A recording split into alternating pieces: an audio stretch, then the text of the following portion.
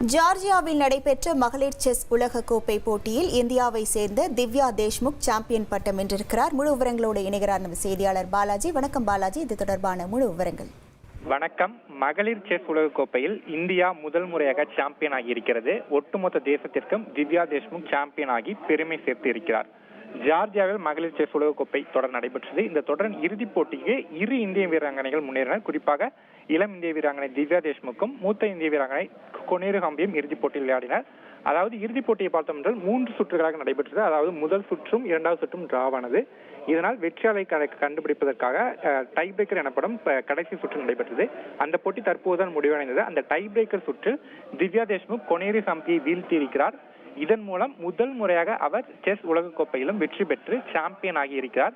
இந்தியாவிற்கு முதல் முறையாக மகளிர் செஸ் உலகக்கோப்பையில் சாம்பியன் என்ற அந்தஸ்தும் கிடைத்திருக்கிறது. இது மட்டுமின்றி இந்த வெற்றி மூலம் கிராண்ட் மாஸ்டர் அந்தஸ்தையும் திவ்யா தேஷ்முக் எட்டியிருக்கிறார். இதுவரை அவர் கிராண்ட் மாஸ்டராக இல்லை. அந்த குறிப்பிட்ட ரேட்டிங்கை அவர் எட்டியதன் மூலம் அவர் கிராண்ட் மாஸ்டர் பட்டத்தையும் அவர் தற்போது வென்றிருக்கிறார். ஒரே நேரத்தில் கிராண்ட் மாஸ்டர் மற்றும் செஸ் உலகக்கோப்பையின் சாம்பியன் ஆகிய இரு பட்டங்களும் திவ்யா தேஷ்முக் வசமாகி இருப்பது ஒட்டுமொத்த தேசத்திற்கும் ஒரு முக்கியமான ஒரு நிகழ்வாக பார்க்கப்படுகிறது.